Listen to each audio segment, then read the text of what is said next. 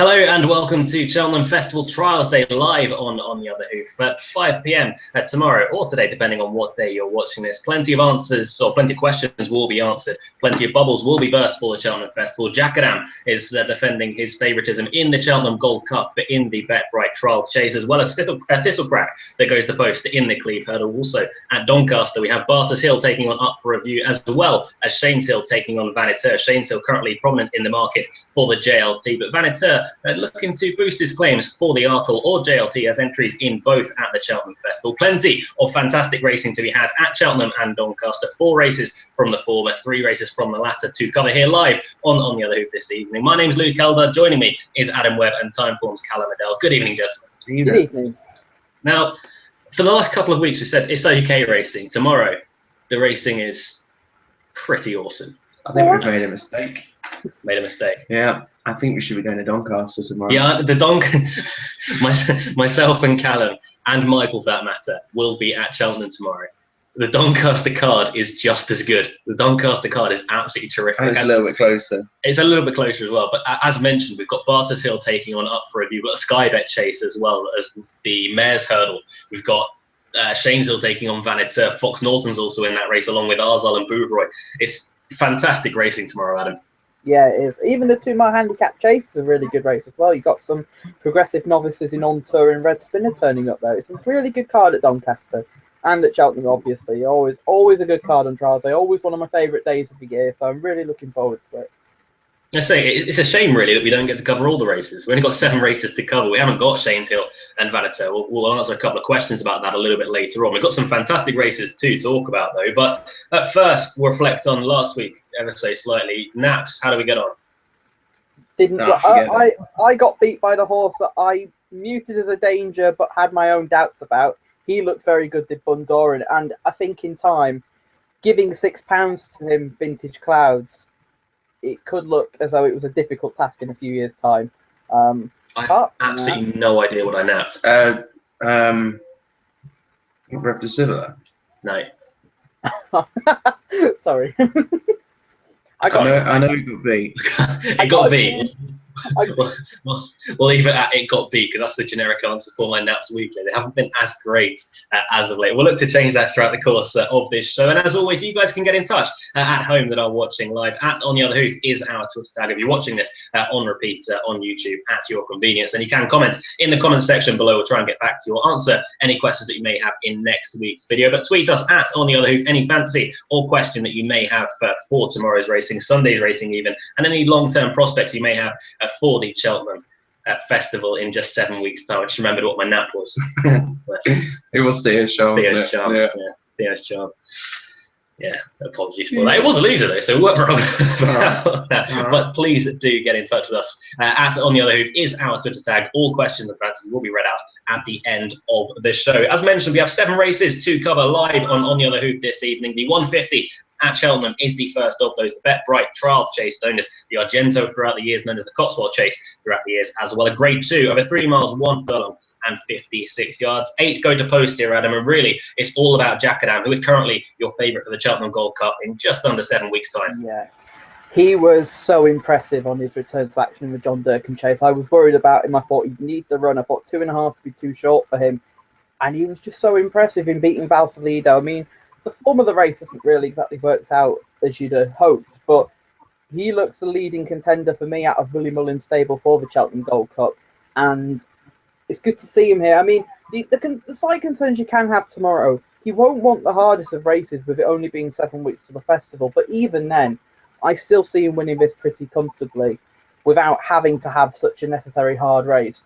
But even behind him in the betting, you've still got really good horses turning out here. And I think the battle for second place will be between Many Clouds and O'Phelan's Boy, who are both each way prices for me. I think if I had to have a preference of them, I think O'Phelan's Boy would be likely to finish second of the pair. Many Clouds obviously going to the Grand National again, and he wasn't disgraced behind Don Poli trying to give him weight. If anything, he actually jumped the last stage far too well. He jumped it too big, and which allowed Don Poli to get away from him. O'Phelan's Boy, it was good to see him back at Newbury, and I wish I'd had that match bet with Luke, because last year he was convinced he wouldn't win a race again, And I wish I'd took it again this season. Wait. The match bet was that he wouldn't win a race that season, and technically he didn't. Yeah, but technically he was out for the season. Yeah. It's good to see him back, and I do think he needs testing ground now to be at his best, and he needs to be minded, I think, with his problems. So I can see him running really well tomorrow. Of the rest, Smad Place, I think he's had his big day now. I said that about Many Clouds actually last year, and lo and behold, Many Clouds went and won this, and then went and won the Grand National. So could be wrong again 2 years running. Of the rest, Wakanda, I'd like to see run well. He's been really consistent this year. He's 3 from 3 and deserves a go in a race like this, but I think he'll come up short against the like of Jack Adam, Phelan's Boy, Many Clouds. Jack Adam should win this comfortably, and Many Clouds, Phelan's Boy. I wouldn't advise both of them as each way bets, but they're both at prices where you could back them and easily see them in the frame. So, yeah, Jack Adam wins. There's no bet in the race for me. Yeah, I've been fairly vocal for quite some time about how I feel, or how good I feel Jack Adam could be. He's been my bet of the season as we put up for the horses to follow for the Gold Cup for quite some time now. I don't think he really got the credit he deserved for winning the John Dirk, and it was over an inadequate trip for himself of 2.5 miles. Some people do feel that is his trip, which I think is absolute lunacy, to be quite frank. But he's beaten 4 Grade 1 winners in behind that day, with Valsolido. Gil Gamboa's come back and run a good race off top weight in a pretty tricky handicap. Flemenstar as well come out and won a Grade 1. Clarkam's a Grade 1 winner as well, and Foxrock was well beaten on that occasion. He wasn't finishing too far behind Don Poli last time out, so I don't think he really got the credit he deserves for that victory, albeit you can't take the form all that literally. But over an inadequate trip, he performed very, very well on ground that was probably soft enough for him, and still he was only a 6-year-old at the time. I have to commend Willie Mullins' training of Jack Adam this year. He's only had 1 run after a grueling Gold Cup last year. He ran the Punchestown Gold Cup when second to Don Cossack as well, but only 1 run this year. He is still a 7-year-old, take that into account, and for him to run second to Coney Green, such a big effort in what looked to be what was such a fantastic Gold Cup. And I think Jack Adam has to be respected seriously for years to come. He's 7 years old now. I absolutely adore the horse. I think he's fantastic. If he gets beaten tomorrow, I'd be shocked and absolutely devastated. If you're going to put up an each way selection in the race, I think Smad Place would be the each way selection, albeit the price is going a little bit. It's about 13-2, maybe a little bit bigger. In places 7-1 now, about the best price you're going to get on Smad Place. So he'd be the each way play for me. Maybe if Wakanda could step up, I'm not sure, but it's not a betting race for myself. It is more just sort of an investigating race for future purposes. I think a lot of the races tomorrow are going to be like that. Jack Adam, though, for myself, Willie Mullins and Ruby Walsh. Jack Adam, I assume, for yourself as well. Yeah, I'm not going to oppose him. It's almost kind of surprising considering what we've seen over Christmas and the horses that have run over Christmas, and he hasn't been seen since December, that this horse is still a clear favourite for the Gold Cup. The point I've made, he hasn't been talked about at all. Well, exactly. He's 3-1 favourite, and he's the least talked about horse in the market. I completely agree with that. And Road to Riches for yourself. No, exactly. Like he was been nibbled at. He has been nibbled down now. And I was interested to know he's actually favourite to beat Don Poli. Is it next week? Yeah. Why is there a discrepancy there when there's double the price between him and the Gold Cup? It just seems a bit moronic. I know Don Poli's going to be different horse to champ, but that's going off topic. I think Jack Adam wins. Well, I was very, very impressed by how he won on his return over that inadequate trip. That looked a serious performance. The yard absolutely flying. I think Smad Place is the one for the places. Personally, I'm taking on Adam in that regard. So I watched back the King George. Grade number 5. He's a grade number 5. But he ran. Actually, I thought ran pretty well in the King George, beating 16 lengths. I think it was a very good race, and that's as good as he is. But I think this more stamina-inducing test will suit him a lot more than then. He's obviously wasn't far behind Phelan's Boy in the RSA, but he's a different horse now. He was beaten by Many Clouds in this race last year, but similar comments apply. And he gets weight from Many Clouds as well, £4, I think it's handy. Yeah. I think he's the clear second best. Yeah, Smad Place from each way for myself and Callum. If you have to have a bet in the race anyway, for me, I'll be standing back and hooping at Jack Adam. Does the business. So Phelan's Boy for Adam at 10-1. Off to Doncaster now for the first time in the afternoon, though. That is the 205, the OLBG.com Mares Hurdle, a grade 2, won in the past by Annie Power and Intense Tango. Last year, Intense Tango is back to defend her crown. She's got a bit of a tough ask this year, though, Adam, with Morning Run, your short price favourite. Also, though, Lily War is having a fantastic season so far for Anthony Honeyball. She is. I'll start with Morning Run, who looked to desperately need the run at Leopardstown over Christmas. The ground was really testing, and she looked a really good mare before injury struck last season. And she's probably going to be second, well, maybe even third string in the Mares Hurdle. Actually, no, she'd be second string because one of the Ritchie horses will run, and I think she'd be the one that would be there to chase them home. I think she should win tomorrow. I think the step back to 2 miles will be in her favour as well. Better ground won't be a negative either. Intense Tango, yes, she has got more on her plate here than last year, and I see her chasing her home. Lily War obviously has been in really good form. I'm just slightly questioning the drop back to 2 miles with her. I just think that a stiffer test will see her in better light. And also, interestingly, she's related to Carlotta Vick as well, who's favourite for the JLT at the moment. So I think this is a race I can't really get that infused about. I'm not really a big fan of mares races, to be honest, but Morning Run I think should be winning this. Morning Run was almost an eye catcher the last time out, coming off the back of a bit of a break. Travelled so well for such a long time, just fell in the hole in pretty testing ground, finishing third, which no disgrace finishing third in that race. We expect more from Morning Run. Personally, I'm a huge fan of Lily War. You won't find a better hurdler of an obstacle in training right now. She jumps so efficiently and so well. I think she'll get away with dropping back to 2 miles. It'll be a fairly stiff stamina test at Doncaster tomorrow as well. There has been a little bit of rain throughout the day. Nothing to change it too drastically. It is still good stuff. A good place, and at Doncaster this afternoon it was fairly a good ground. David Noonan, the negative about him is that he can't take his claim. However, David Noonan is a fantastic claimer, as we've seen many times throughout the course of this season. I think 5-1 could be a pretty decent bet with Lily War. Morning Run does have a few questions to answer after folding tamely last time out. You are taking it on trust that she just needed to run quite badly, but she did stop very quickly indeed. Only 32 days to get over that run as well. If you're going against Morning Run, that's really the angle that you have to take in that regard. 5-4 could be a bit skinny, but you could also take the angle that she's by far the best horse in the race and what she's produced so far in her career. I'm willing to take a chance, though, on Lily War, probably about at 5-1, but it's a wide open race. Jessica Harrington bringing one over as well with Rock on the Moor. But for myself, it is Lily War. For yourself, Callum? I don't really have a strong opinion on this race. Again, it's not a race I'm going to have a bet on, and I'm going to sound like a broken record today because the majority of races that we're covering are going to be saying the same. Morning Run is not a horse I've really warmed to yet, personally. She won 2 pretty ordinary grade 3s last season, and then she won her first 6, and you can excuse her return run, and she should get back on track. She reminds me of that Anna Leaf who got beat in this race last year. Just without the problems. Yeah, just in the fact that it's a horse I've never really rated. At the same time, I don't really know what I'd want to take her on with because she does have clear potential, and these mares races are so messy. I don't know. I think Morning Run will probably win actually, but it's not a race I really want to dwell on much. Yes, it's a fairly tricky race. Mares races can be very hard to predict. To keep you happy, we'll move back to Cheltenham for the 225, the freebets.com trophy chase, a grade 3 handicap over 2 miles, 4 furlongs and 166 yards. Anacotti won this last year. He's back to defend his title with Wishful Thinking, taking it 2 years ago, as well as Katenko, the giant bolster, Wishful Thinking again. And I saw a fairly illustrious roll in handicap company here, Adam. But again, not a massive field. Only the 9 turning up. But again, it's a pretty good one with Champagne West Haymarket. Yeah, it's a better race than last year that Anacotti won. And with him up in the weights, I think he'll struggle. Plus the fact he's so inconsistent. You can never... I find him a horse very difficult to get right.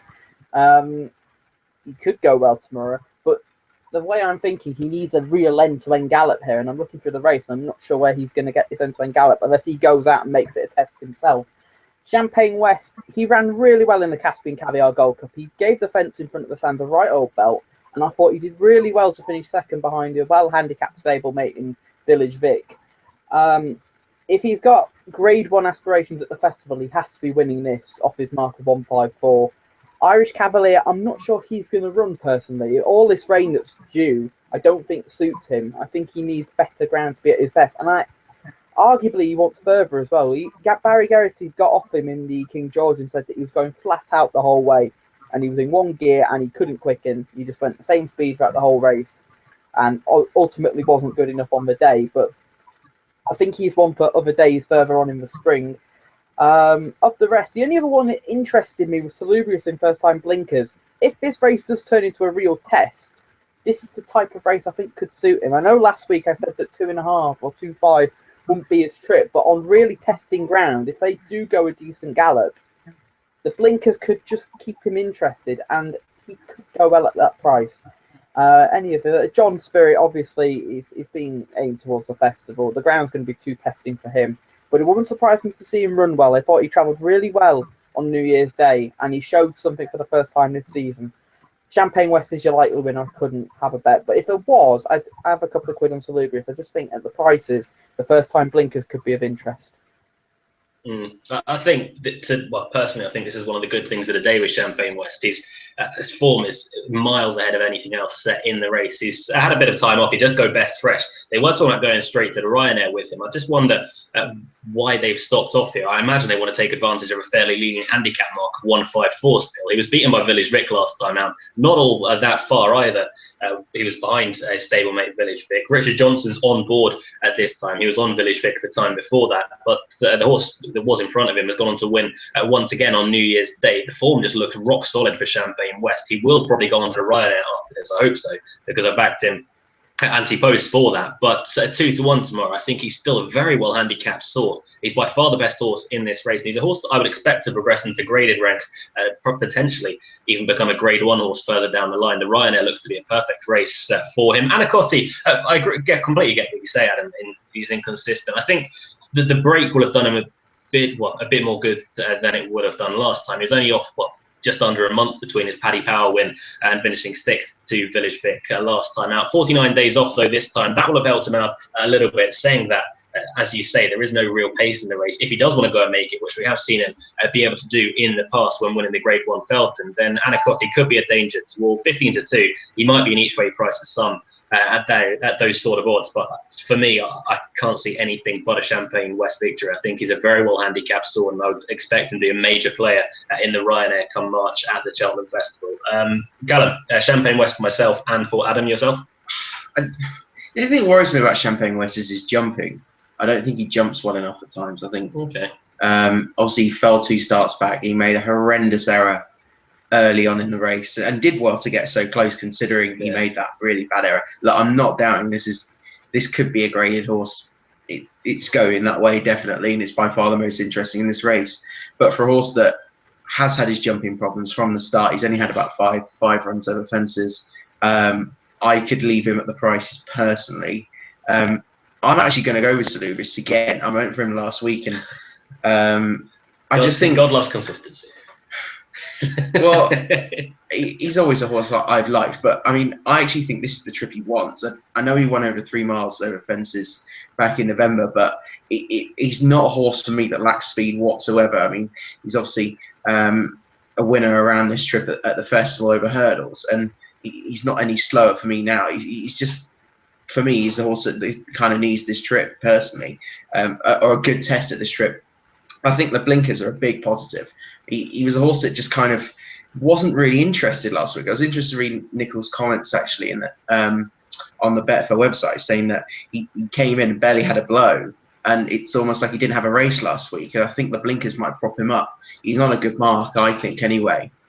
So I think he's well worth chancing against a lot of horses that have had their wins or have had their time this season. Irish Cavaliers of a pretty big mark. Anacotti as well, who I agree with the inconsistent season. Taylor Novane's had every chance already this season and has been running well, but is there much more scope off that mark? I'm not sure. And I think the two that do have scope are Champagne West and Salubrious, and I'd rather be taking Salubrious at 10-1 than Champagne West at 2s. Yeah, I completely get that. Champagne West, where it would be, his jumping. He did fall at Sandown and suffer a fairly nasty injury on that occasion. He did prove last time that there were no ill effects of that when second to Village Vic, but at 2-1, he could be a bit skinny in what looks to be a pretty tricky handicap indeed. We're back off to Doncaster now, though, for the second race of the day on Channel 4. There, the Albert Bartlett Novices Hurdle, a Grade 2, registered as the River Don Novices Hurdle. over 3 miles and 96 yards. Just the 6 horses turning up here, Adam. Last year, Karachi Apache took this race. Urban Hymn the year before that, fighting it out with Blakemount. But this looks a much, much better affair than we've been accustomed to, with Barters Hill taking on the Willie Mullins representative up for review. What a head case Karachi Apache was last year on the running when he collided with the running rail. I remember watching it at Cheltenham and thinking, did he just really hit the rail? Yes, he did. This is a really good race, and I'm surprised that Barters Hill and Up for Review actually meet before the Cheltenham Festival. It's a bit rare these days to see these clashes, and I obviously put Barters Hill up as a horse to follow at the start of the season. He's done nothing wrong so far. I mean, his win against North Hill Harvey reads really well, and he was impressive in the Challow, albeit he had his moment passing the stands of the circuit to go where he thought he was going back home. But what I love about the horse, he looks as though he's in trouble, but then he just finds this extra gear and keeps going. I love him. He's a really good horse. And whilst Up for Review has been impressive, I don't think he's in the same league as Barters Hill at the moment. So I think Barters Hill wins this. And if you want a bet tomorrow, it may be just Barters Hill for the Albert Bartlett. So I think he wins tomorrow. Of the rest, Manila Charmer came out and won last time out at Plumpton, where the time before he'd been second behind Born Survivor, who sadly didn't let the form go in the Leamington Spa, where Thomas Hobson and Open Eagle finished ahead of him. And Ballydyne needs to jump better after his win at Newcastle last time, but he does have an engine. I think he'll be a decent horse. I think Barters Hill, though, he'll win this well tomorrow, and all roads leads to Albert Bartlett. Yeah, well, like you say, I think you took the words out of my mouth with Barters Hill taking on Up for Review. We didn't expect it before the Cheltenham Festival, but thank God it's happened. We've got a fantastic race on our hands with the Albert Bartlett's Novices Hurdle, Grade 2 tomorrow. Personally, I think Up for Review is the kind of horse that I've been waiting for to really give Barters Hill a test. Barters Hill is a fantastic horse, don't get me wrong. A credit to you, Adam, for pointing him out so early on in his career. But Barters Hill, he's just a horse that keeps on grinding and grinding and grinding. And one day, that horse, they always do. They will always find one horse that's got a bit of a turn of foot too much for themselves. Barters Hill, in this case, is that horse. Up for Review is a bit more flashy. He's a staying type. He's a chasing type for the future. I think he will improve and improve and improve. He has got a year on at Barters Hill as well, but he was very impressive when he had Grade 2 last time out, beating some very nice horses indeed. Jetstream Jack, one of them. Nambour didn't really run his race. He was back in third, but that's very strong form indeed to be bringing over from Ireland. It's a fascinating race. It's not one that I'd be having a bet in, not a good bet anyway, but I would be taking Up for Review against Barters Hill. I couldn't be backing Barters Hill at odds on. Saying that, I'm not sure whether I'd want to have a bet in the race, if I'm being quite frank. It's a really, really good contest, a really tricky one as well. But Up for Review will be the choice of myself. I hope, well, I wouldn't mind if I'm wrong, because I really think Barters Hill is a very good horse indeed after seeing him at Newbury. But it's a wide open race. It's a fantastic race as well. And we need more of these superstars, or potential superstars, clashing before the Cheltenham Festival. It's a real race to savour for tomorrow, and it could just whet the appetite for the Albert Bartlett at the Cheltenham Festival in just under 7 weeks' time. Up for Review, the selection for myself, a tentative one at that. What side are you falling? Yeah, you pretty much summed it up for me, really. I don't really know what else to add. Barters Hill just keeps winning and winning. Everyone says, oh, he's slow and he's going to get outpaced in Albert Bartlett, but this is a horse that beats some proper horses in bumpers at Aintree on good ground. I mean, he's not slow, for God's sakes, and he's just as tough and game as they come. I think a long straight like Doncaster, I think, will be right up his street. But likewise, Up for Reviews looks a proper thorough, classy stayer. It's a really fascinating match. I do like that Manila Charmer as well. I mean, I was disappointed with Born Survivor, but he looks a nice enough horse for me. Just not the level of these two who look the best staying novice herders around at the moment. But it's not a betting race for me. If you put a gun to my head, I'd rather have 7-4 and Up for Review, because I think it's a 6-4, 6-4. I agree with you. I think they are closer matched than the market is giving them, to be honest. Yeah. But that's all I can add, really. I do think Barters Hill is the most likely winner, because I think this race would be perfect for him. But at the same time, there's so little between them, potentially. From a Barters Hill perspective, Adam, and a Barters Hill fan, were you surprised to see him at a shade of odds on? Were you expecting to see him and Up for Review a bit closer? In a way, yes, and in a way, no. I think Barter's Hill is that good. He is unbeaten, obviously. Not for Review has had his defeats, admittedly in bumpers on really quick ground. Another slight concern I do have about Review. Does he really want testing ground? That's something I've got in mind with him. Well, he won a Grade 2 in heavy ground last time, and it was his most impressive performance last time out on his first drive of 3 miles as well. I think last time he made some very, very good horses that looked very ordinary indeed. True, but I think Nambour didn't run his race. There was something not right with him. And Jetstream Jack is basically the form horse because he's been beaten by Thomas Hobson and Up for Review at different trips as well. So he's the horse that kind of links all that form together. There's a horse in the next race at Cheltenham that I'm going to talk about that links in quite a bit of form with Barter's Hill. So, yeah, I just think Barter's Hill will win tomorrow. I can't wait to see him actually against a horse that will genuinely push him over hurdles. And he's going to make a lovely chaser next season. I can't wait for his future. His future's bright. And one thing I will add about him, he is related to a Cheltenham Festival winner. His dam is a full sister to Fundamentalist, and I'm thankful that Barter's Hill jumps better than what Fundamentalist did over hurdles. That was a slight concern I did have when I checked his pedigree, but luckily he makes a shape over his hurdles, whereas Fundamentalist just kicked them out of the way. I'm surprised he even won at the Cheltenham Festival. I loved Fundamentalist. I thought he was a brilliant horse. He probably was a Gold Cup standard. He just took every fence with him. Let's not dwell on bad memories. Move back to Cheltenham. I remember when he walked through the second last in the Champion Chase and did a triple somersault. It's in the background, of course, because New Mill was 15 lengths clear, but on his day, he was very good. Back to Cheltenham, Adam. Yes. For the 3 o'clock, the Neptune Investment Management Novices Hurdle. We've had the Albert Bartlett trial. Now the Neptune trial coming up over 2.5 miles, an extra 66 yards on top of that. 9 have turned up here, or really, we should say 8, because Barter's Hill is also engaged here, but he will be going to Doncaster unless something miraculous to Doncaster happens overnight and it is abandoned. It shouldn't be, but Barter's Hill does have this engagement, and it is second preference. Oh, he has already declared a non-runner. Yeah. Well, that's sporting life. Yeah, that's sporting life not being up to scratch with that. 8 go to post then, Adam. It's a fairly tight-knit bunch as well, with the likes of Yanworth, Shantou Village, the unknown quantity, unbeaten in 4 starts so far. Charmix, I assume, is that horse that you're talking about, holding a lot of form together. And Champers on Ice was a winner here on New Year's Day, going to wear double penalty. It's a very much a wide-open race and a terrific race once more. Yeah.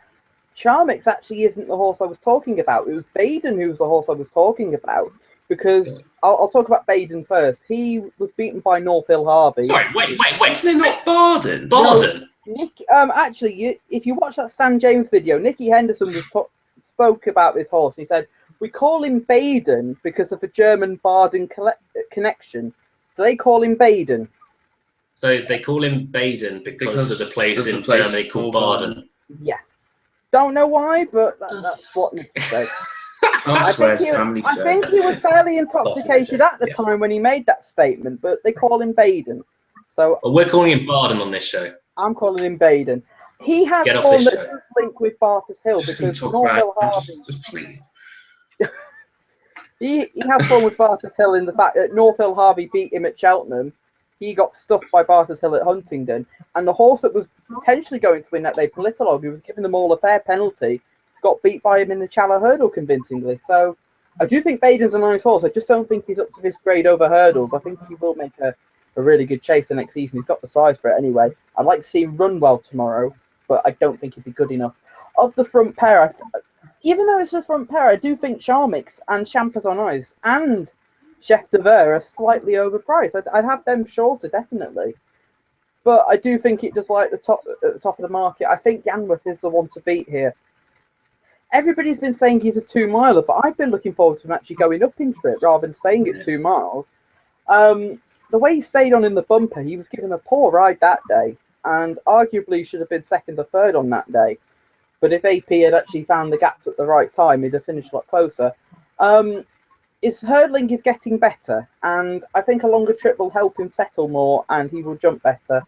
The only slight doubt I have tomorrow is really testing ground on the new track at Cheltenham at this stage of his career. But I still think he should be good enough to win tomorrow, and I think the Neptune is the ideal race to go with him. Shantou Village has been really impressive on his 2 starts over hurdles, and he was really impressive beating Champers on Ice, but I still slightly question that race, just because Champers on Ice, the pipe yard weren't fully firing, Penglai Pavilion clearly didn't run his race that day either, but I do think he's a smart horse, and this will determine where he goes at the festival. I think they want to go for the Neptune because Neil Mulholland has clearly stated he doesn't want to make him a slow horse this season by running him in the Albert Bartlett. So it's an interesting, and Ruby Walsh is an interesting booking as well. He rides all the Mullins horses at home, and he gets a spare ride on a really good novice from England. So he will be able to tell where Shanty Village rates with the lot in Ireland. So it's interesting there. Charmix has form with Modus, who's going for the Betfair Hurdle. Oh, Modus is so well handicapped compared to Charmix anyway, if you look at their marks. And of the rest, it's Champers on Ice and Chef de Vera have both been impressive enough. Champers on Ice improved his jumping last time at Cheltenham, and I think he does want to go up in trip. I think he won't be good enough tomorrow. Yanworth should be winning this. It's a deep race, I'd say that, and most of these will turn up at the festival in some way, shape or form. There are plenty of horses tomorrow that you'd think, I'd back that tomorrow and I'd back that at the festival. Yanworth is a different kind. I wouldn't be backing him tomorrow, but if he turned up in the Neptune on good ground, I would be backing him there, I think. I wouldn't really be taking him on the new course tomorrow. I think that might find him out. He's a strong travelling type. Whether the long one for home, from the turn for home, about 3 furlongs, maybe more, about 3 furlongs, isn't it? The turn in on the new course. I think that could just find him out against stronger stayers like Shanty Village and like Champers on Ice. I thought the pike horse Champers on Ice was the interesting one, if I'm being honest. 9 to 1, I think, is a fantastic each way price about him. I don't think he got the credit he deserved when winning on New Year's Day. He was giving a double penalty to Alyssa Monturk, who is no slouch in his own right. He wasn't beaten all that far, only a neck, and he was a little bit laboured out in front, but I think that could just be Champers on Ice. He may just be a horse that needs plenty of stoking along a Barter's Hillside, if you will. But it wasn't the weakest of race, I should say. There were plenty of good horses in it that didn't overly run their race. But I think if there's a bet tomorrow, it would be Champers on Ice. Quick line about Chef d'Oeuvre that Adam mentioned. I think he was a bit flattered last time at Lingfield. Krugermack, his only real danger, didn't really run his race whatsoever on soft enough ground. I think at 8 to 1, that could be a little bit underpriced regarding him. Charmix, 10 to 1. Yeah, it's fair enough to say about that price, to be honest. Charmix, the only other one to really take into account. He seems to keep defying anything I think about him. Newbury the last twice was second behind Modus, beat a fairly nice field last time out as well. And Charmix could be anything at the moment. I refuse to keep making an opinion on him because it's quite frankly always wrong. Champers on Ice could well be the each way bet in this race. I think he could be the type from this race anyway to develop into a very nice horse for the future. At about 9-10 to 1, he could be the each way play in the race for myself and for yourself, Calamida. I keep coming back to Yanworth. Again, I agree. I think he's a horse that will appreciate the step on the trip. Is it really going to be a proper slog tomorrow? Is it going to be 2 mile form a little bit? His horse is comfortably going to stay 2.5, 2 mile 5, 2 mile 6, whatever, on good ground. I think he's class. I'll just get him home because I worry about the ground for Shanty Village. I really do. He's improving on it. I mean, even his point-to-point win came on good ground. He was actually won his Carlisle race on good to firm, or we had it officially as good to firm, and it was genuinely good ground at Cheltenham when he won at the Paddy meeting. So that's my worry. Charmix, I think that form is really bad, and that's weird to say because Big Chief Benny won today, but the point with Big Chief Benny is that he didn't handle that ground whatsoever. It was such a slog, and the only horse who handled it was Charmix, and I think that form, we've rated it pretty low, and I completely agree with it because it's not great form. That mark is horrendously flattering. I think 145. There's no way this is a 145 horse on what it's shown for me. The one thing with Charmix that it does add, I know we've got Champers on Ice in there. We do have a well-known pace angle in this race. He's had the run of the race the last twice. Against Modus, he almost had him beat at one point, and he got the run of the race once again at Newbury last time out, able to quicken from the front. But we do have a pace angle in the race. I'm with you. I do think Charmix could just come up a little bit short tomorrow. And Champers on Ice is going to lead as well, obviously. I mean, that's made all the last twice. I mean, it seemed to get effect at the same time, and it got stuffed by Shanty Village here back in November. I don't think it's that much of an improver that's going to, get closer to that distance-wise, unless the ground is against Shanty Village. Look, I just keep coming back to Yanworth. I think 15 to 8 is very fair. I think there's easy ground to suggest this could be 6 to 4, and I fully expect this horse to go off 6 to 4, because it is a classy animal. It's a very classy animal. I've seen it. You've seen it. Yeah, the ones on the left. No. Not sure the puppets are. We have retweeted. We have retweeted a picture on the OnTheOtherHoof account. Are they Muppets? Are they? Yeah, they're from the Muppet Show. They're the old men. I'm not going to do the laugh on. You know which one I mean. Yeah, we've got our well, if you go onto On the Other Hoof page, we've retweeted it. It's a picture put up by Steve Mullington saying some of my favourite presenting desk duos ever. We're at a kitchen table right now. We're not quite at a desk, but thank you for thinking that we are rich enough to own a desk. It's myself, Callum Medell, the two Ronnies, and Jason Weaver and Luke Harvey, along with two puppets from the Muppets. So I'm reliably informed anyway by Adam. I'm not 100% sure. I don't know their names. I know who they are. I can hear their laughs in my head. That's the first sign of going absolutely nuts. Yeah, off to Doncaster for the final time today. The 3:15 is up next. That's a Sky Bet Chase, a listed handicap. Well, we may know it as the Great Yorkshire Chase, and the 3 miles and 6 yards. 15 go to post for the Sky Bet. If in doubt, was a good winner of this last year. The Rainbow Hunter as well. For Nick Schofield, won this 2 years ago. It's Nick Schofield again that's heading the market along with Le Mercure for Paul Nicholls. The question I put to a couple of people earlier on in the week, Adam, was Le Mercure, who is a novice, could it be back-to-back novices winning this? Could potentially, but I now question the original thoughts I had. I thought Le Mercure was a really good horse at the start of the season, and he was lucky to win second time out at Ascot. And then I understand that he got beaten on New Year's Day on really testing ground. A better ground here will suit him, and a step up to 3 miles well. But 142, I'm just thinking at this moment, is that mark too high for him? I think he could be better in time, but I just think I'm disappointed by what I've seen of him. I thought he'd be better, but then again, Paul Nicholls this season, majority of his horses you've had high expectations for haven't performed, so it's a weird one with Nicholls. He's got his chance tomorrow, but I think at the prices I could leave him. Zigger Boy is inconsistent, and I told somebody last time out who went to Doncaster and said they were backing him. I said he had no chance, and he went and absolutely bolted up. So it shows what I know. I just have my concerns about him tomorrow, whether he can replicate that. Buy-wise, just give up with buy-wise. Jesus Christ. 3 miles around Doncaster is not a place where I want to be backing him. That's even over hurdles, so over fences, absolutely no. The selection is Dollar-Tulo, who was third in the Feature Chase. Better ground here will suit him. Dennis O'Regan was quite confident on him at the races earlier today, and he is the only horse in the race that I could consider backing here. I think he'll go really well here. I mean, his handicap mark is high enough, but with others in the race, I have more question marks over. He's one that I've got least negatives about. Larev, I think, is here for a Grand National prep, and it's interesting that Nico de Boinville takes the ride, and it's got me thinking whether he could potentially take the ride at Aintree, because obviously Nicky Henderson does have runners, but I think the Henderson horses that are running already have jockeys for them, so it could be just to see whether they get on well, and potentially could pair up together, because Leighton Aspel will obviously arrive at many clouds. Maybe I could be reading into it too much. Any bigger price? Wait. Adam Webb reading too much into a Grand National months before it happens. That is... The entries are out next week. I can't wait. Well, Callum gave me the winner on the day the entries came out 2 years ago, and did I listen? Of course I didn't. Dollar-Tulo's your likely winner.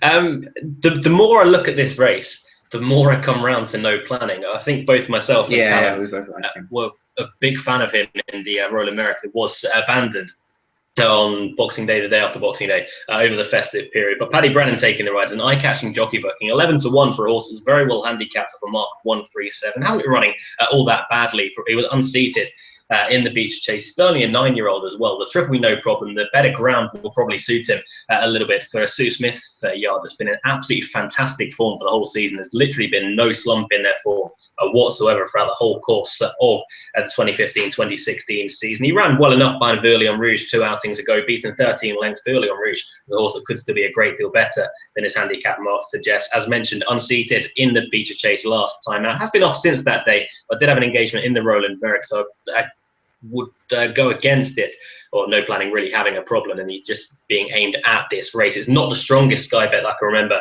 ever taking place. I don't think Le Mercure is very good value at the head of the market. He was disappointing last time out in what looked to be an okay race, but nothing really better than that back in novice company. And the other one I'd give a chance to is Gullen Bursty, who made his reappearance this season in a really tough race behind Wakanda, Virak and Fingal Bay. He ran okay on that occasion, beaten 18 lengths. He'll come on for that run though. Him on the Valeyard has been in okay form throughout the course of the season. He's got a very low weight as well of 10 stone 1 with Conor O'Farrell, again a jockey amongst the winners as of late.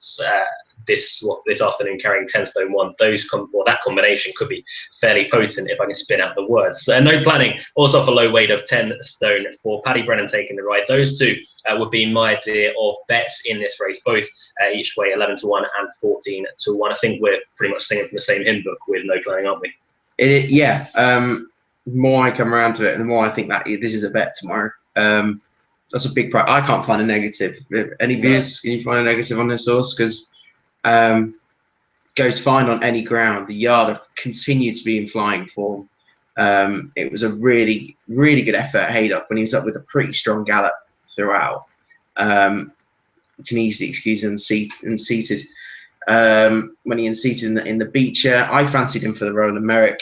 He didn't. Obviously, that was abandoned. I think it could be a blessing in disguise, really, because this is a perfect race for him.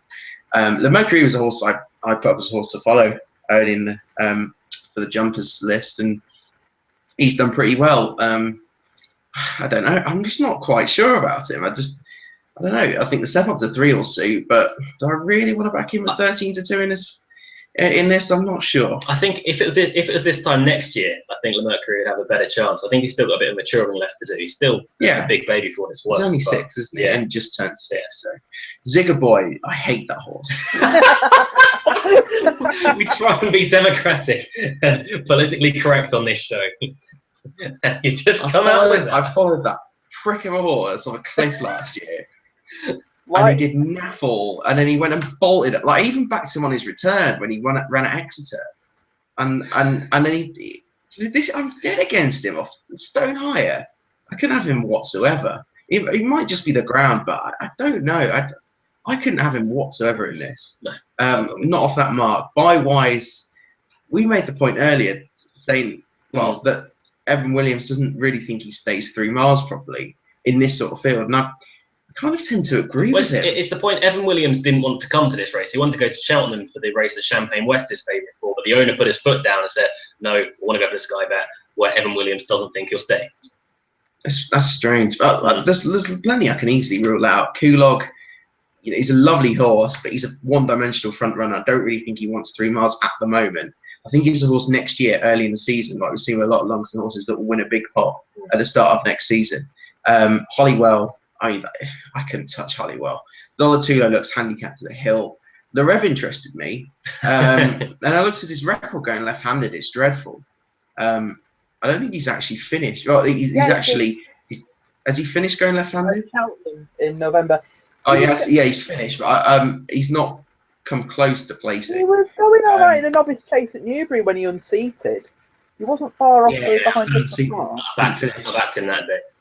I've got a lot of negatives about these, and I'm struggling to find for No Planning, so it's a bet for me at 14. Yeah, I agree with No Planning. I really do quite fancy him, especially in an each way price. I'm struggling to see him out of the frame. The final race we're going to be covering, though, is the 3:35 at Cheltenham. The GalleyAtHomes.com Cleeve Hurdle, a grade 2 over 2 miles, 7 furlongs and 213 yards. I think between us, we'll just call it 3 miles and make it a fairly round number. Safir Darur was successful in this race 12 months ago. Nakara Bow won this 2 years ago, beating Big Bucks in his comeback run. Nakara Bow is back to try and regain his crown. He's got a bit of an uphill battle. Is that your link? Is that your That's link? my link. Nakara Bow is your link. You leave Nakara Bow alone. Go okay? home, Aldi. Leave Nakara Bow alone. 13-year-old. I'm going to tell Michael that on the train tomorrow morning, and he's going to be really mad at you.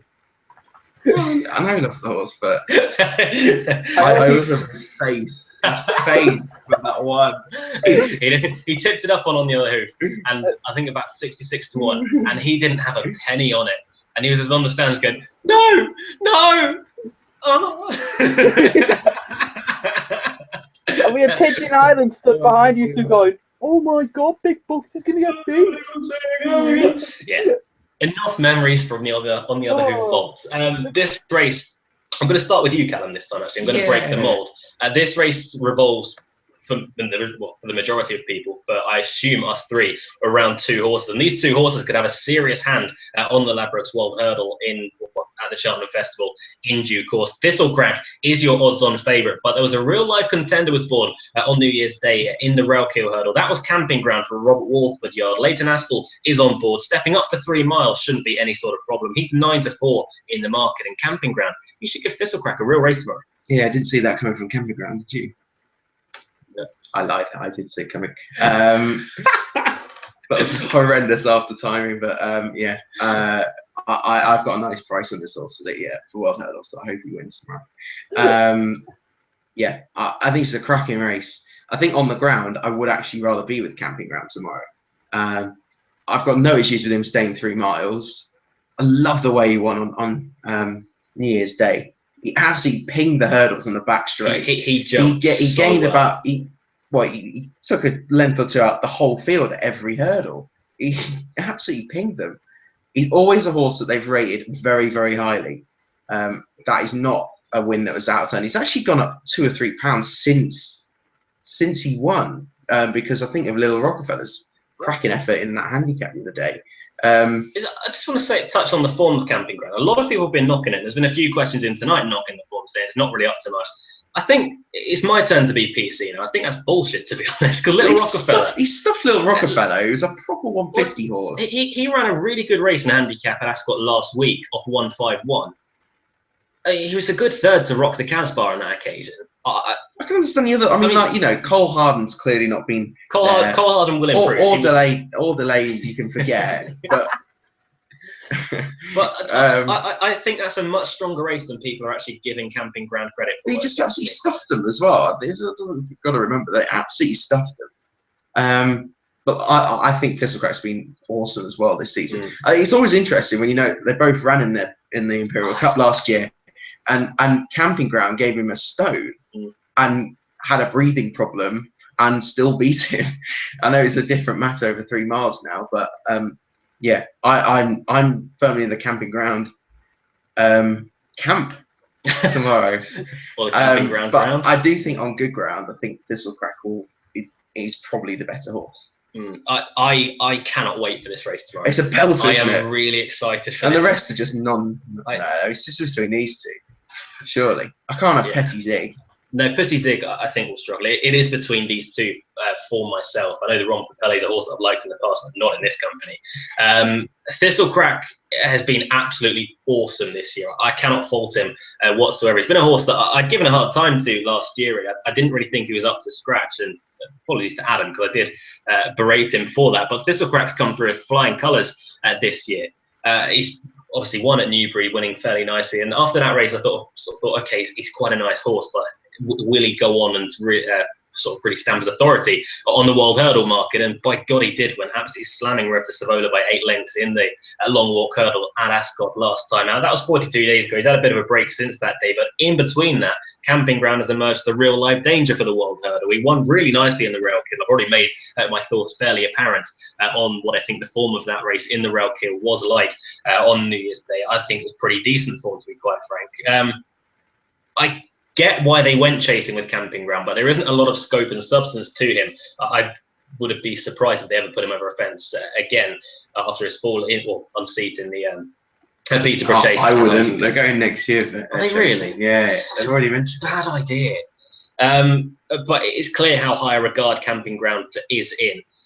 But it's just such a good race between these 2. I think these 2 are the 2 rival. 2 horses that hold the key to the World Hurdle at Cheltenham. I'd be siding just with Thistlecrack. Just a side point, I got a chance to interview earlier in the week Rupert Bell and Noel Chance. I put a question to Rupert Bell saying the only time Thistlecrack's run at Cheltenham, he disappointed slightly, albeit last season, and he wasn't exactly the same horse as he is now. He said it would be a bit of a big worry. I spoke to Noel Chance from a trainer's perspective, and he really couldn't have cared less about that. He said, you have to have faith in your horse, and there's no real worry why he wouldn't perform at Cheltenham, which is fair enough from his perspective. But Thistlecrack at 4-6, he wouldn't be a bet. He'd be my idea of the winner tomorrow. Saying that, I am really, really afraid as a Thistlecrack fan of Camping Ground. I think that was an awesome performance in the Railkill on New Year's Day. 1 for Thistlecrack, Adam. 1 for Camping Ground. Where's it going to land? I'm going to make it 2 for Thistlecrack, but Camping Ground is a huge danger tomorrow. A really good race this is. When Thistlecrack won at Newbury, Colin Tizard was interviewed afterwards, and he says he's not ready yet. And it was just how surprising the way he won. And then that progression from Newbury to Ascot, the way he jumped the last and shook his head at Tom Scudamore as if to say, "Can you let me go?" It was amazing.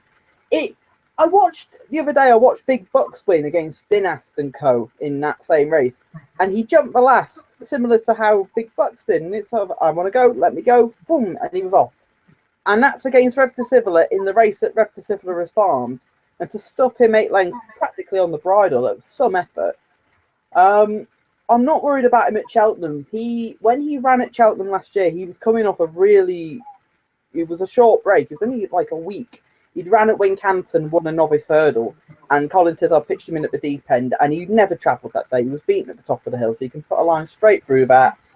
The improvement has come since he's gone to 3 miles. Good ground, soft ground, heavy ground is no concern to him, and I think he wins tomorrow, and I think he wins in March. I think he's the English banker, and I'd like to see an English horse actually win a race at the festival, because with the Irish domination at the minute, we need to win something. If he doesn't, then I'd like to see Camping Grounder. He was impressive on New Year's Day, and I took a more positive view of the form than others did of the race. I did think Little Rockefeller finishing second. I thought he was the most reliable horse in the race, and he beat him 8-9 lengths. I thought the form worked out perfectly. Others obviously didn't run their race, and Little Rockefeller since come out and third in a very good handicap hurdle behind Rock the Casbah. Of the rest, Pity Zig's doing a Safford the Rare, and I don't think he'd be good enough in a world hurdle. The Young Master, I think we're doing with Drew's nephew with him. They're going to run in this and then go for the festival handicap, and he'd have his chances there. And I'll mention Nakara Bow. I'd love to see him run well tomorrow. It was great to see him on New Year's Day. At the age of 13, I thought he was going to win at one stage, and it would have brought the house down if he'd have won. So I can see him running well. I don't see him winning. If he wins this tomorrow, Jesus Christ, I'd love to see Michael's face. I don't think he'd back him. And the Ron Papelli, the target's the Grand National. He hates heavy ground. I wouldn't be surprised if he ran really badly tomorrow. So Thistlecrack, I think, wins. Camping Ground is a serious danger. Well, 7 races, guys. 7 fantastic races. We've covered them all in depth. That is Cheltenham Festival Trials Day and also Skybet Day up at Doncaster, just about summed up. Only time for a little bit more. We've got a few questions in from you guys at home. Still time to get your questions and fancies in as well. At OnTheOtherHoof is our Twitter tag. Do get your questions and fancies in. We'll start reading them out right about now. Firstly, I want to say a thank you to a guy called Glenn Ledgerwood. We love Glenn. We've been following the show for a while. He started a Twitter account. I think I'm right in saying this, just to follow On The Other Hoof. So thank you to Glenn for that. A wonderful fan of the show. A new super fan. Hattie Fuller, you're out.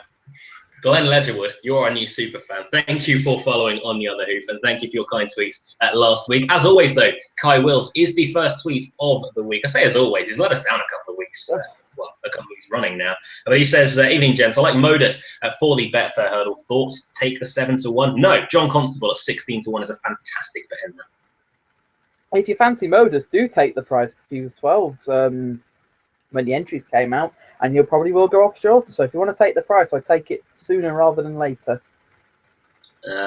Anything on the Betfair?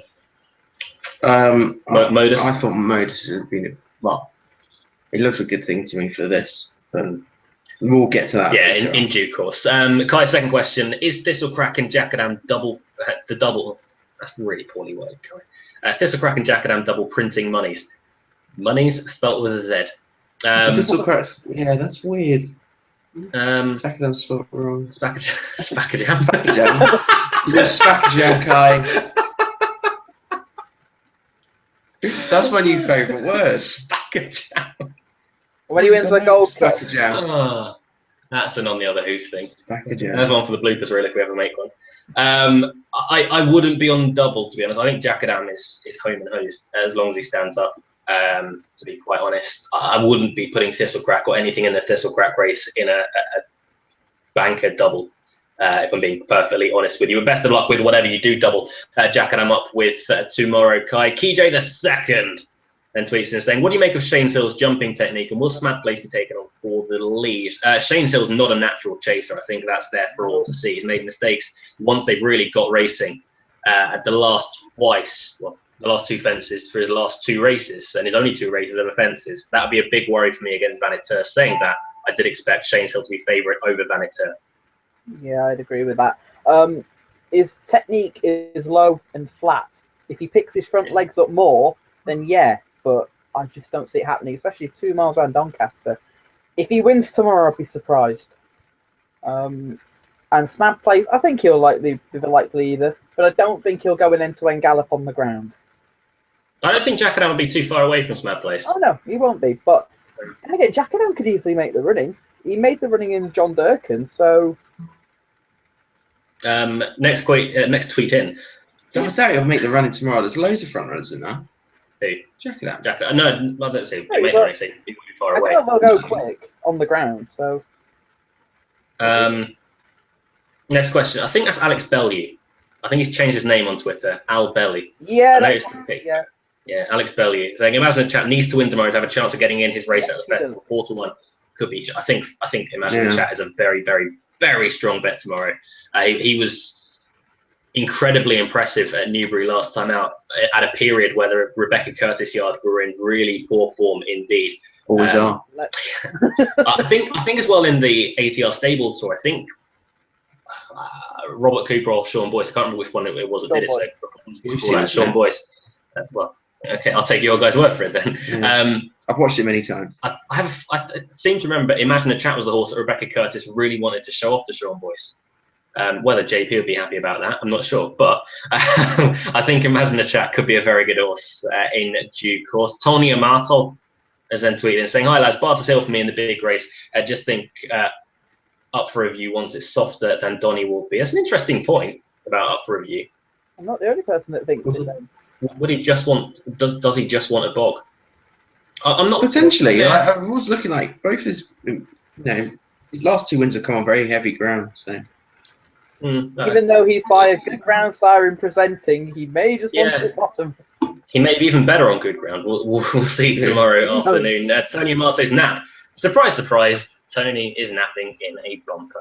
A 350 goes for Keith Grace at 9-4. The other bet is Yanworth at Cheltenham. Best of luck. Best of luck to yourself, Tony, for your bets tomorrow. Jamie Brownlow tweets in next saying his fancies Doncaster and 205 Smart Talk finished 3rd at Haydock. And it was eye-catching on that day each way. Best price at 8-1. He also goes in the Sky Bet Chase at 315. 3 horses to take each way. Lorev did well at Kempton last time. Ground should suit. This time at 40-1. And Kulo at 9-1. Best of luck to you, Jamie, with your. I can guess what he's gone for this time. Ex-Midland Park horse. Got to keep the loyalty. He doesn't go for a Midland Park horse. God bless your heart, Jamie Brownlow. God bless your heart. Phil Dinsdale has tweeted in saying, I know you're not covering it, but would love to know your thoughts. Would love to know the team's thoughts, on the 12:40 at Cheltenham, please. Tomorrow, the 12:40. Novice, the juvenile, sorry. You asked the juvenile. Is it? Yes, the first race, the juvenile. So that's Wolf of Windlesham. I know that Who Dares Wins is very well regarded. I'm not fully signed up to him personally. I think he was a bit of a slow horse on the flat that took a lot of coaxing. I don't think he's going to be at best, a proper 2-miler personally. I think he might potentially win tomorrow. I do like the Nichols horse, who's actually favourite now. But for a triumph, I think it's a convinced more for me now. And very much so with me. I was hoping Tommy Silver would turn up, to be honest. He was in the entries for Poor Nichols Garden. Hasn't got an entry. Just wonder where he's going to go to try and either get his mark for the Fred Winter or whether he goes straight to the Triumph Hurdle. That remains to be seen. But all these really expensive French purchases. If Wolf of Windlesham stuffs them, I'd love that. I'd love that so much. It's a really tricky race, and not one that I'd like to cast my colours to be honest. Adam, quickly, anything you fancy in the juvenile? Wouldn't surprise me if Clanders Ogo disappointed for some reason. I just get the impression he could tomorrow. He's not a Triumph Hurdle horse, and he wants soft ground at the moment. He'll want better. I think he'll get on better ground in time, but just as a juvenile, he just needs minding really. And he just wouldn't shock me if he ran badly. I think Who Dares Wins is your likely winner tomorrow. Consul de Tay is a half brother to Volney de Tay, so I assume he'll want better ground.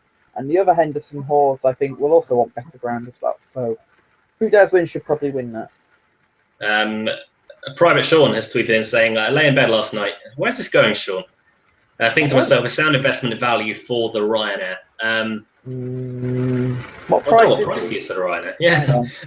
I have to think about Let's have a that. look. Sound Hang on, Investment, Get us check Sound it up. Investment's a horse that always seems to run his race. He never puts in a bad effort, including many times off a top weight in a pretty good handicap. It's getting the prices up now. Sound Investment's currently 20-1 at best price. I say that's fair, to be honest. It's fair enough. You're probably in each way price. I wouldn't back him to win a right now. No, I'd say that's fair enough. Kind of that double Ross kind of vibes about him. He's sort of a good handicapper, but not really much more. Really, 161. He's rated very highly, yeah. Well, he keeps running very good races off big weights and big handicaps. So he won the old Rowan. I was amazed he won the old Rowan off that mark. In fairness to me, he's done nothing wrong. But he's his own worst enemy. He always runs a very good race off a very high handicap mark. Like Jeff Anthony, did you give Salubrious a time for Horse in Focus? I didn't. Right. Callum is not the jumps man. I don't cover jumps. Callum is not the jumps man for time. I don't know who did. Callum's Maidan and Flat. The interesting stuff. Maddie P has tweeted in. I know she sent a tweet in later than this as well. I'll probably be seeing Maddie at Cheltenham tomorrow, so we look forward to that, Maddie. Guys, camping ground, what do we think? Impressive as he was last time. The form of that race looks fairly poor. Not convinced. She's then tweeted in a little bit later on, saying, "You got told." laughing at On the Other Hoof's faultless politically correct approach, telling how it is. Luke Elder and Callum Liddell, #camping ground. I mean, I'm biased, but even you were impressed last time. Big time. So, Maddie, I believe we have answered your question with that, without actually seeing the question. Lee Armstrong's going for Anacotti. Best of luck with Anacotti tomorrow. Tony Amato has commented on the pronunciation of Barden, or as Adam wanted to say it, Baden. Tony goes, you call them Baden, I call them Barden. We're with you, Tony. We're with you, Tony, to be quite honest. I'm only going with what the trainer said. I know the trainer was likely drunk at the time, but I'm going with what the trainer said. I've got Private Sean, who's currently singing. He did Snapchat me saying we were in a pub earlier on, but he's going for double Ross tomorrow. Did Sean watch his last run? Or? No, just forget that one. He was drunk for that one as well. Yeah. Lord. I've enjoyed his trip in London, which is really strange. Yeah, that was weird.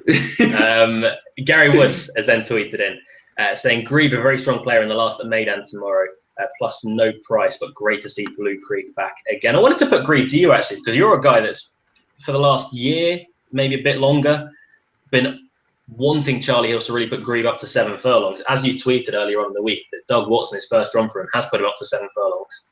Thoughts on Grebe? You'll have to wait for that. Oh. Have you not produced? You'll see. Don't like this. I know what it's going to be. Next question. I don't like it at all. Gary's then followed up saying, don't forget the huge race in South Africa tomorrow at Kenilworth. Their J&B Met featuring Futura, Legislate and Legal Eagle, sponsored by Sam Preen. Key J II has tweeted in saying, any fitness worries for Hollywell? I've got fitness worries, I've got yard worries, I've got worries, I've got ground worry. No, I've got every worries. I got no problems. He's not even got his blinkers on either tomorrow. So, don't even think about backing that. I think Hollywell he'll be primed at the Cheltenham Festival, I think. Potentially, yeah. And mentioning of that, there's another certain John Joe Neal horse that he's running tomorrow that is very much of interest on my radar for the festival. That is John Spirit. Yep. What do you mean the race we spoke about earlier? I didn't mention it. Forgot. I mentioned it. That shaped really well last time, but obviously the ground's against it again tomorrow. Alan Taxi's tweeted in saying, how will the longer trip help Yamworth settle better? They'll go slower pace, making this over this. Making it harder. He didn't settle. Which one of us said that he's going to it'll help him settle better?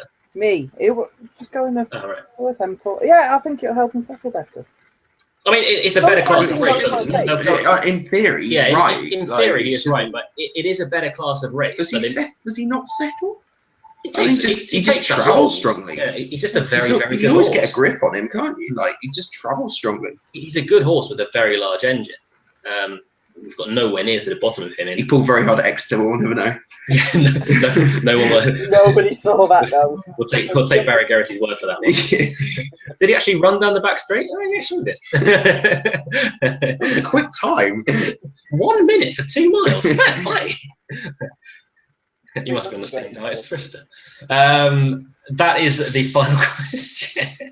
The final question in this week. KJ second, the boat may have sailed. Well, on that, KJ, we'll leave that. It is nap time for tomorrow. It's going to be a hard nap this week, isn't it? I've still got about 4 in my head that I'm mulling over, if I'm being quite honest. Adam, your nap, go first. Imagine the chat, because he has to win to get in the festival novice handicap, and he needs to go up about £8 to get in. So, yeah, he has to win tomorrow. Well, that's one of my naps that's taken care of because he was in contention for it. I think I'm going to go for a fairly big price one, and it's one that me and Callum spoke about earlier on. 14-1 is far too big for no planning. The more I look at it, the more it just makes sense. I think from an each way perspective, 14-1 is an absolutely huge price. I think no planning is a real bet tomorrow. So no planning in the Sky Bet for myself. Callum? I'm going for Cleeve. You're going to go... And it all comes together. I can't believe you didn't get that. I sussed it straight away. It looks like... I thought you were like doing an online thing for Timeform or something. No. I haven't even done yet. Look, I've waited for so long for this horse over 7 furlongs. It's a good race tomorrow. And everyone, I'm going to get negative comments, every time, napping at Maidan, but Festival Trials Day. It's going to be my biggest bet tomorrow. So a winner's a winner. I may as well nap it, and it's just a bit of interest, isn't it? I really hope that Graw fights out the finish with Grieve, just to hit Terry Spargo. Grieve and Graw and Grieve and Graw. Dougal. Is that the Dougal? No, sorry. Which Dougal? No, so I was thinking of the Talking of Sinister, just before we finish, Luke. How was your Monday, Luke? It is Dougal. Okay, what are you saying? Talking of Sinister, did you enjoy what you did on Monday? Cracking day. I met Lockdown. Wonderful horse.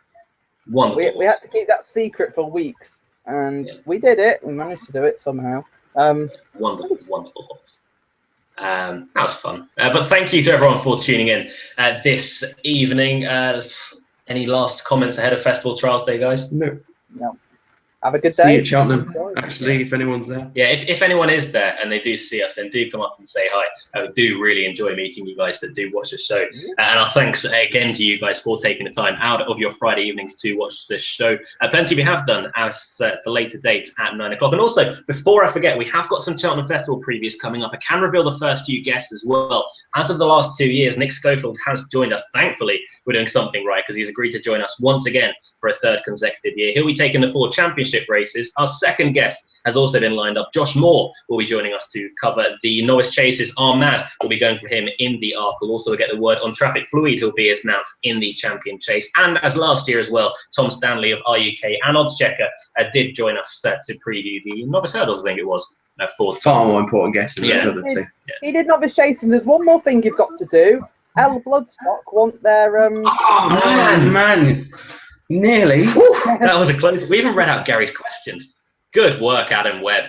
Thank you very much. We had you on the show for something. Gary's at home now, just going. He was almost sobbing. Almost sobbing. The latest table for the L Bloodstock Championships. Gillian still flying high. She notched a single this week or a double. You had a double, didn't you? Yeah. Callum had a double. I had a 1. Adam had a none. Dark Emerald got done on the line. Callum Law rising like a phoenix from the flames to 5th from near relegation, and also a double for Mr. Maidan sees himself in the top half. Can he continue to live up to his name? Plus, you are now above Webby, so pleadings have been reversed with the On the Other Hoof boys. I assume it's placings, but it's been auto-corrected. The pleadings have been reversed. Dan in this competition. No? Okay. Moving on from that. Thank you, everyone, for watching this season. I don't know who's in it. I was making it. Oh, yeah, she's making it. Oh, okay. Yeah, at the top, Gillian is walking miles clear. She's double, well, almost double ahead of what anyone else is. Mark Inos won. Marquinhos is second. Kafka Brad. See, I'm not going to give that a proper pronunciation. Brad is in third. Where are you, Callum? Laura King up there in 6th place. Way to go, Laura King. You'd hope the Maidan will be up there the top. Well, Callum Adele 7th. Andrew Hawkins is also up there. Gary Woods mid-table. Pigeon Island mid-table. Big battle Oh. for relegation here. Luke Elder 13, minus 27.5. Adam Webb 121, minus 35. Oh, Also, and Hattie's just been both ahead of Hattie Fuller. And KJ's last. On that note, thank you everyone for watching this week. It's been a really fun show. Some fantastic racing over the next 24 hours and Sunday as well. Counting down now, just under 7 weeks until the Cheltenham Festival. A fantastic day of racing tomorrow, courtesy of Cheltenham Festival Trials Day and Doncaster with the Sky Bet card. It's brilliant racing all round. Good luck with your bets tomorrow. Do join us next week, though, here live on the Other Hoof with more racing to cover.